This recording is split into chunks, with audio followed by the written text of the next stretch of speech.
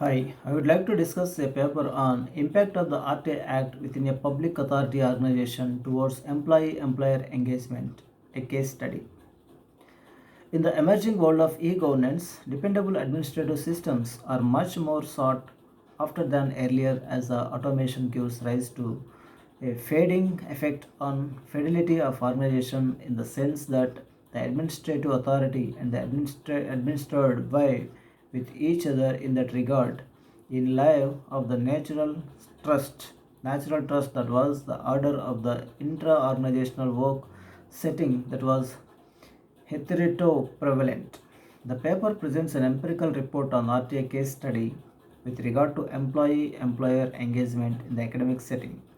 The report is an eye-opener with regard to enriching the employee engagement in organization towards dependable, accountable, organizational behavior by adapting the spirit of RTA Act 2005.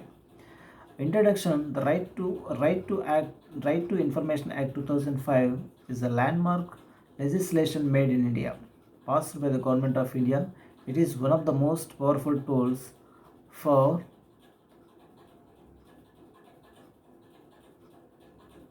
sharing in good governance.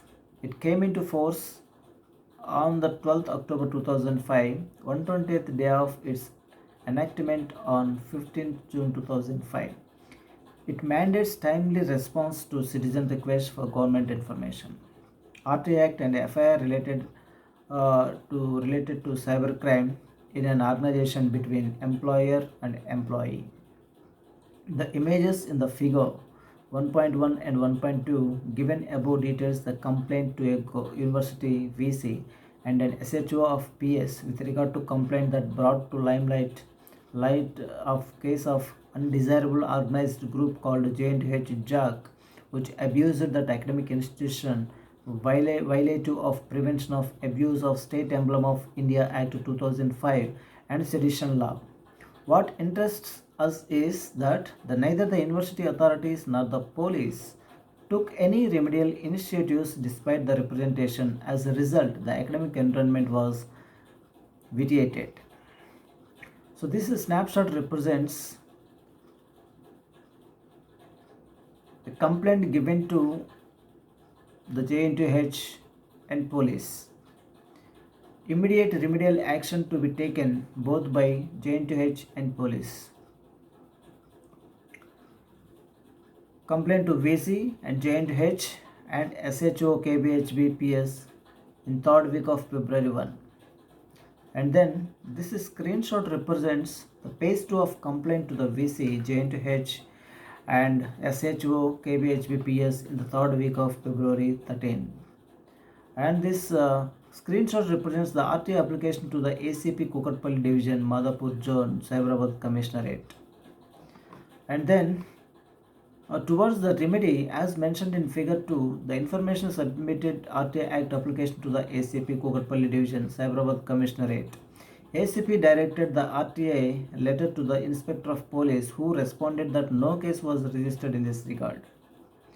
As the issue was pursued, finally an FIR was registered against the unregistered organized group J&H JAC is available in figure 3. Another approach was adopted to record the issue to make the stand effective by presenting a research paper and to elicit expert opinion in the manner. The university authorities were reluctant to respond with regard to the matter. Later, in letter 436 K2 Cyberabad 2014 dated 18/11/2014, the Inspector of Police communicated about a person who was arrested with regard to the case and released after the culprit furnished sureties. The police department communication does not dwell upon the sedition law violation at all. So this screenshot represents FIR 2014 KPHB Police Station, Kukatpalli Division, Madhapur Zone, Cyberabad Commissionerate.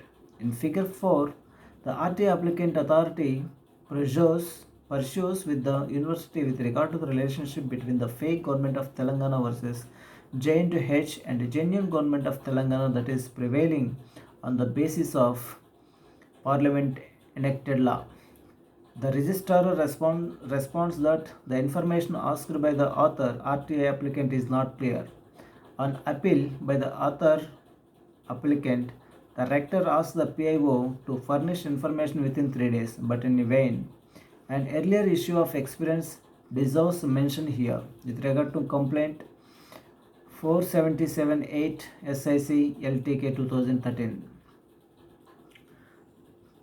Tanthya Kumari, the State Information Commissioner, AP Information Commission, ruled in the decision notice that the Section 20 of the RTA Act will entitle recommendation of disciplinary action against the PIO to the higher authorities, and that show cause notice would be served to the PIO as to why a penalty should not be imposed on him under Section 21 of the RTA Act, and personal appearance to the VC JNTH JNTU to give detailed explanation in the case for not furnishing the information within the stipulated time of 30 days. Despite the same, the university authorities lapses later on too. So this screenshot represents the figure 1 RT application of the authority to elicit attested information with regard to JNTH relationships with the fake government of Telangana versus with the parliament elected government of Telangana. And this is the People Governance Forum, a forum website which provides the awareness from the cybercrime activities. Conclusions and future work. RTA Act 2005 is priceless, effective instrument for the employee to remedy the lack of probity in the organizational administration by engaging the employer to ensure positive organizational behavior. Here the RTA Act and FIR related to an organization between employer and employee together for better result of common goal. A common goal of ICT is to develop a knowledge society, Vigyan Bharat, that is progressive and free from cyber crimes and is well established in terms of cyber laws, cyber ethics, smart cities, smart India, digital India, etc. In India, population is high and cybercrimes are increasingly reported day to day. Some cybercrimes have a very massive base. It is challenging to the governance and academics for nation building, whereas nation building is continuous exercise. References. These are the references.